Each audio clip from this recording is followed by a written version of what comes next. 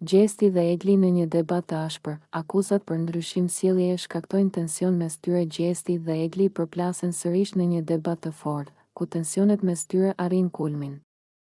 Teksa janë ulur në obor bashkë me disa banor të tjerë, Gjesti nuk nguron ta thumbojë Eglin për sjelljen e saj, duke e akuzuar se ka ndryshuar shumë që kur doli nga Big Brother dhe u rikthye përsëri në shtëpi. Egli, si e më e njëjta që ishe më parë.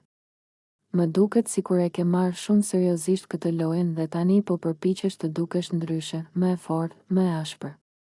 Por nuk je e tillë në të vërtetë, thot Gjesti me ton ironik, ndërsa e vështron me një buzëqeshje të lehtë. Egli, e cila nuk i duron dot thumbimet e tij, i kthehet menjëherë me nervozizëm. Ti kush je që të flasësh për mua?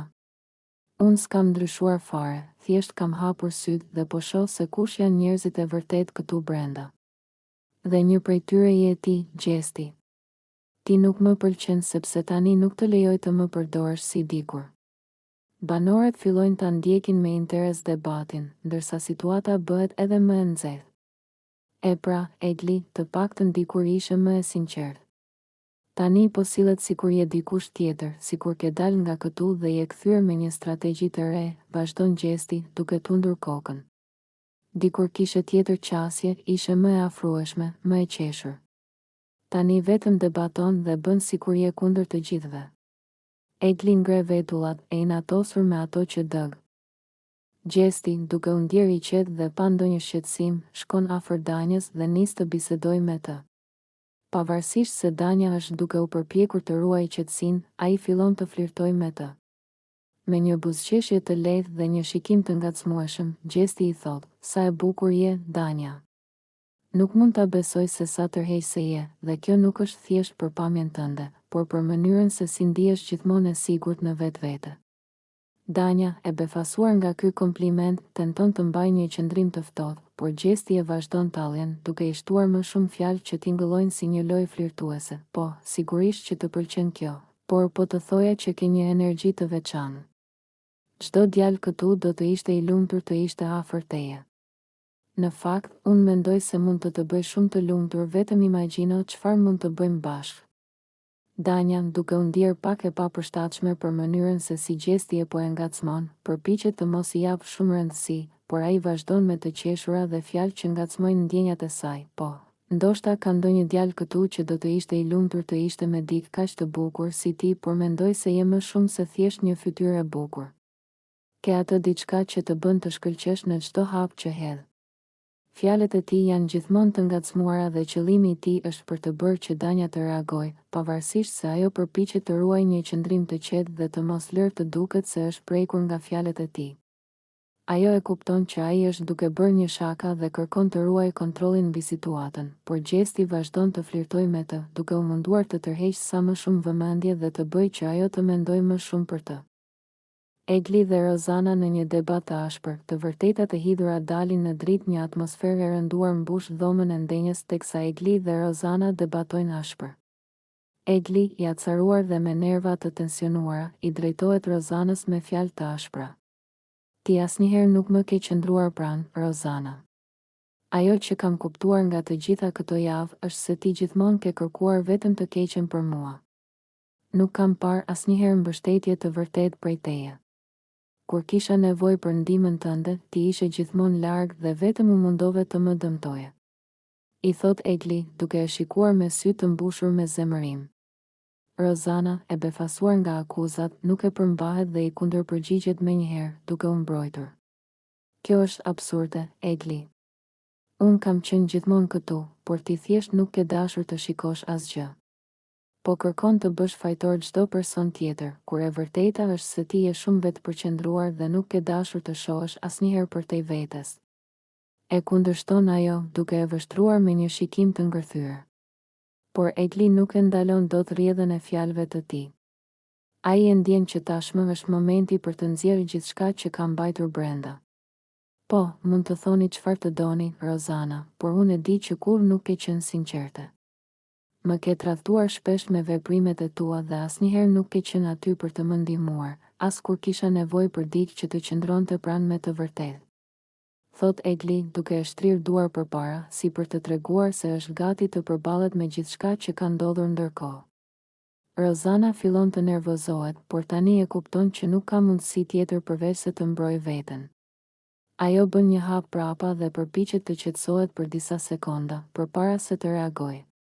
Përse duhet të qëndroj pranë ty kur gjithmonë më ke shfrytëzuar dhe ke bërë gjithçka vetëm për interesat e tua?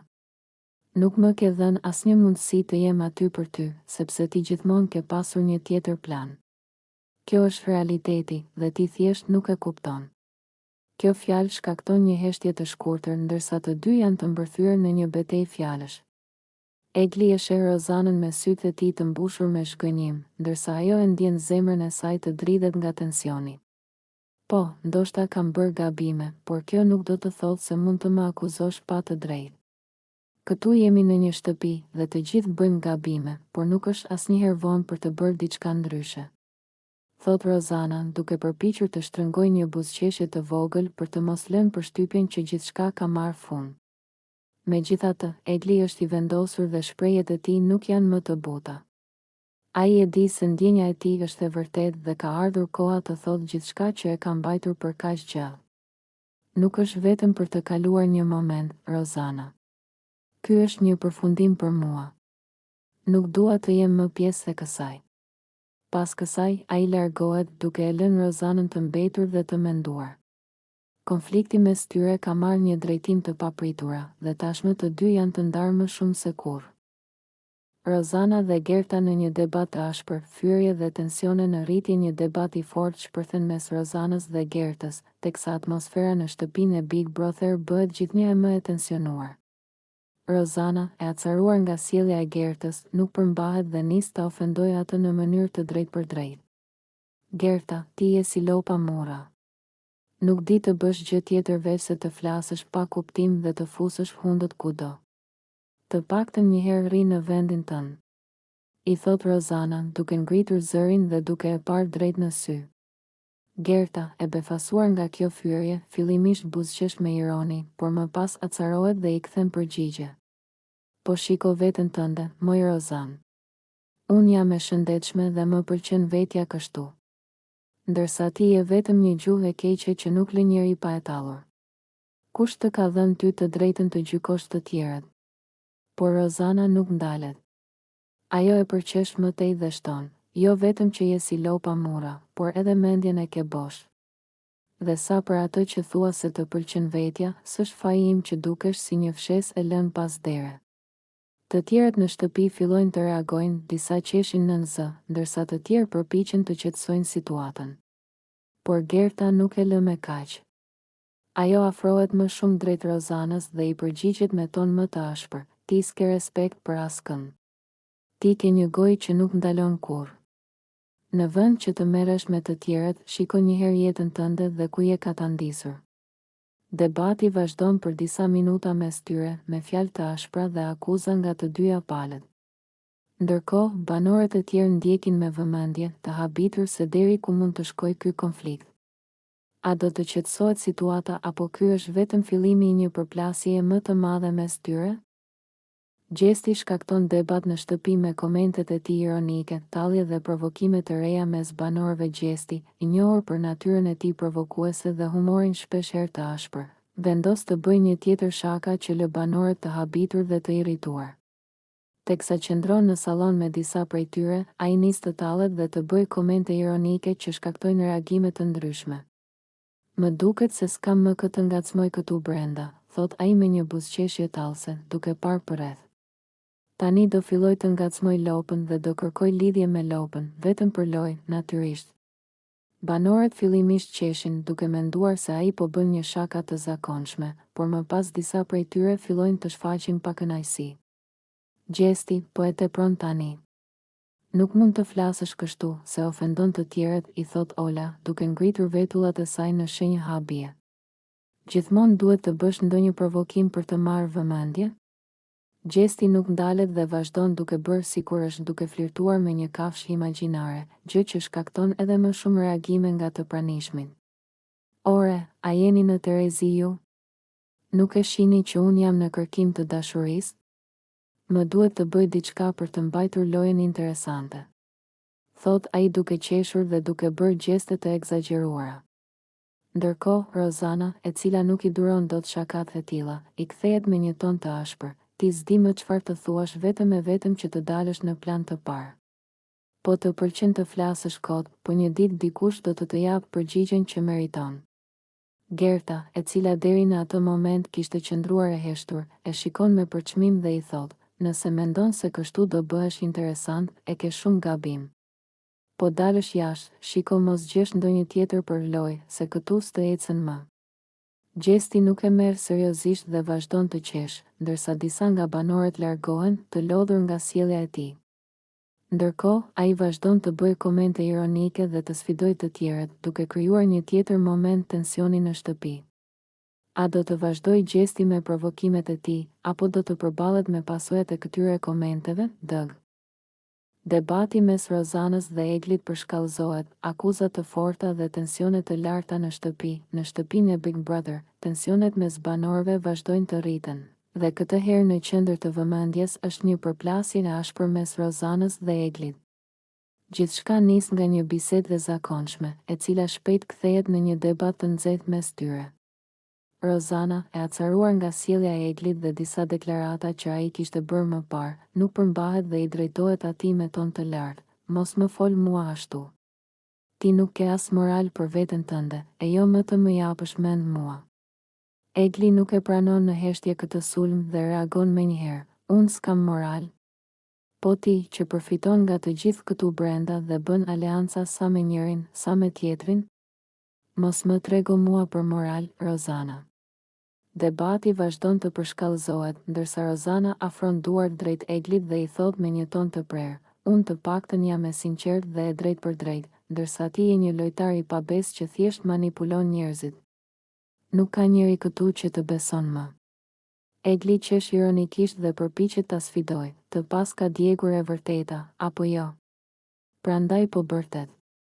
Unë luaj lojën time, dhe nëse ty nuk të pëlqen, është problemi yt. Por mos guxo të më tregosh mua për moral." Banorët e tjerë shikojnë me vëmendje këtë debat të ashpër, ndërsa disa përpiqen të ndërhyjnë për t'i ndaluar, por Rozana dhe Egli nuk kanë ndërmend të ndalen. "Ti je një mashtrues. Gënjen dhe manipulon njerëzit vetëm që të dukesh i mirë. Po e gjithë Shqipëria po e sheh se kush je ti në të vërtetë." Thërret Rozana, ndërsa Egli tund kokën dhe i përgjigjet me qetësi ironike: "Po pra, unë jam mashtrues, ndërsa ti je shenjtorja e shtëpisë. Sa qesharake." Situata bëhet edhe më e tensionuar, dhe si duket ky konflikt nuk do të mbyllet këtu. A do të arrijnë të gjejnë një gjuhë të përbashkët, apo do të bëhen armiq të betuar brenda shtëpisë?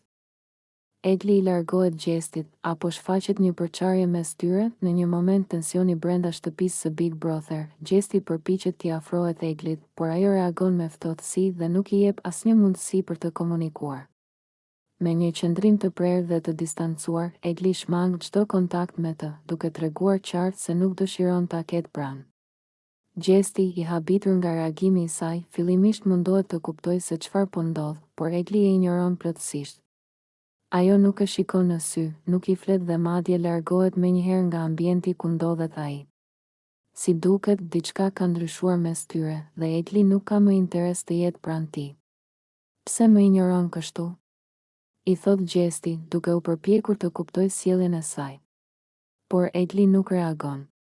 Ajo vazhdon të qëndrojë e distancuar dhe nuk i përgjigjet fare, duke treguar hapur se nuk dëshiron asnjë lloj komunikimi me të. Banorët e tjerë fillojnë të vërejnë këtë situatë dhe disa madje komentojnë mes tyre: "Duket sikur Egli është zhgënjur nga Gjesti dhe nuk do më t'i afrohet", thot një prej tyre, ndërsa të tjerët e ndjekin me kurreshtje këtë dinamik të re. Pyetja që lind tani është: a do të përpiqet Gjesti ta qetësojë Eglin dhe ta sqarojë situatën? Apo ky është fundi i raportit të tyre brenda shtëpisë? Gjesti i kërkon falje Rizartës, a do ta pranojë ajo faljen e tij? Pas një periudhe tensionesh dhe debatesh të ashpra mes tyre, Gjesti vendos t'i kërkojë falje Rizartës për fjalët e rënda që i kishte thënë më parë. Ai i afrohet asaj me një ton të butë dhe një shprehje të penduar në fytyrë, duke e pranuar gabimin e tij. "Rizarta, më fal. E di që e kam tepruar me fjalët e mia dhe nuk duhet të kisha quajtur të pamoralshme. Nuk e kisha me të keq, ndoshta më ka marrë rrjedha e lojës dhe emocioneve, por nuk doja të lëndoja, i thot ai me sinqeritet. Rizarta, e cila ka qenë shumë e prekur nga fjalët e tij, qëndron për disa sekonda në heshtje, duke reflektuar mbi situatën. Ajo e shikon drejtë në sy dhe i përgjigjet me një ton serioz. Gjesti, e di sa shumë më lëndove? Nuk janë gjëra që mund të thuash dhe pastaj thjesht të kërkosh falje si të mos ketë ndodhur asgjë. Ti e di shumë mirë që unë nuk jam ashtu siç më ke përshkruar, dhe nuk e prisje një ofendim të tillë nga ty. Gjesti ul kokën dhe e pranon se ka gabuar. E di, e pranoj që isha i padrejt ndaj teje. Nuk ka justifikim për atë që thash, por të paktën dua të dish që e ndjej vërtet keqardhjen. Nëse do të mundja ta ktheja kohën pas, nuk do t'i thoja ato fjalë.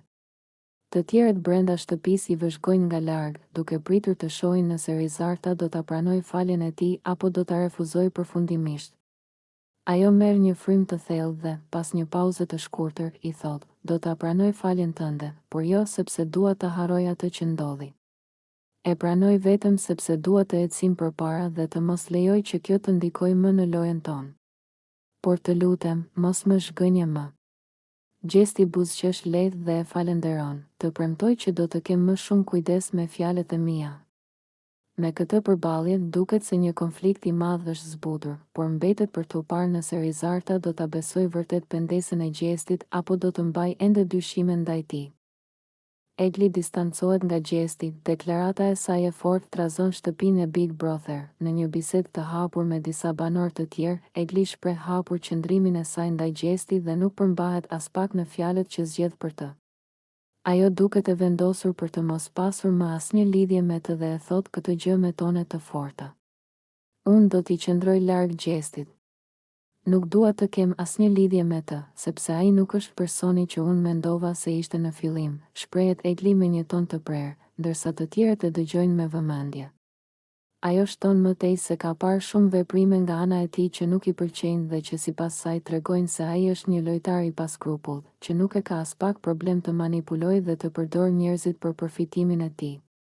Ai është një strateg i mirë, por jo një njeri i mirë. Unë nuk i besoj më. Dhe nuk dua të jem më pjesë e lojës së tij, prandaj do të qëndroj sa më larg, vijon Egli e vendosur, duke lënë të kuptohet se mes tyre tashmë ka një ndarje të qartë. Banorët e tjerë reagojnë të habitur nga qëndrimi i saj, pasi më parë Egli dhe Gjesti dukeshin se kishin një raport relativisht të mirë brenda shtëpisë. Disa prej tyre madje përpiqen ta qetësojnë, duke i sugjeruar që të mos e marrë gjithçka kaq personalisht, por Egli nuk lëkundet nga mendimi i saj. Jo, nuk është çështje personale. Unë thjesht nuk dua të rri pranë një personi që nuk ka parime dhe që për lojën e tij është i gatshëm të bëjë çdo gjë. Ai nuk është dikush me të cilin unë dua të shoqërohem. Kjo deklaratë e saj pritet të sjellë më shumë tensione në shtëpi, veçanërisht nëse Gjesti merr vesh qëndrimin e saj. A do të ketë një përplasje mes tyre? Apo Gjesti do të përpiqet ta bindë që të ndryshojë mendim? Gjesti dhe Danja, a ka një fiksim Danja për të? Gjesti, si gjithmonë i prirur për shaka dhe ngacmime, e gjen veten në një tjetër situatë zbavitëse me Danjën. Teksa ata qëndrojnë së bashku në obor, mes të qeshurave dhe batutave, ai fillon ta ngacmojë, duke i thënë se ajo e ka fiksim atë, por nuk e pranon hapur. Danja, ti mund të mohosh sa të duash, por unë e di shumë mirë që më ke fiksim. E di që të pëlqej, e shoh si më shikon. I thot ai me një buzëqeshje djallëzore. Danja, e habitur nga fjalët e tij, e kundërshton menjëherë duke qeshur me ironi. Mos e beso këtë vetë shumë, Gjesti. Pse mendon se do të kisha fiksim ty? Unë s'kam asgjë me ty, thjesht bëjmë muhabet. Por Gjesti nuk ndalet me kaq dhe vazhdon ta ngacmojë më tej. Ai afrohet pak më shumë dhe me një ton lozonjar i thot: "Pranoje, ti do të më puthësh. Po të mos ishin kamerat këtu, ti do ishe hedhur tashmë." Danja ngre vetullat dhe tund kokën me një buzëqeshje skeptike. Mos u gënje vetë kot, Gjesti. Nuk e di nga të vjen kjo vetë besim kaq e madhe, por më mirë ruaje për ditë tjetër. Unë s'kam ndërmend të puth, qetësohu. Ja kthen ajo me një ton të prerë, por me një nënqeshje që tregon se po e shijon kjo lojë fjalësh. Gjesti nuk dorëzohet dhe vazhdon ta sfidojë. Hajde, pranoje. Nuk ka asgjë të keqe nëse të pëlqej unë. Të paktën je me shije të mirë. Danja I jep një shikim thumbues dhe e shtyn lehtë me dorë, duke qeshur. Ti nuk ndalesh kur, apo jo? Do më bësh të largohem nga këtu, se s'të duroj dot më. Të tjerët që janë përreth I dëgjojnë dhe qeshin me këtë shkëmbim batutash, duke shijuar dinamikën e tyre lozonjare. Megjithse Dania mohon çdo ndjenjë ndaj gjestit, nuk mund të mohohet fakti që ajo po argëtohet shumë me këtë situatë. Por pyetja mbetet, po të mos ishin kamerat, a do të kishte një puthje mes tyre? Apo thjesht gjesti po luan me fjalët si gjithmonë?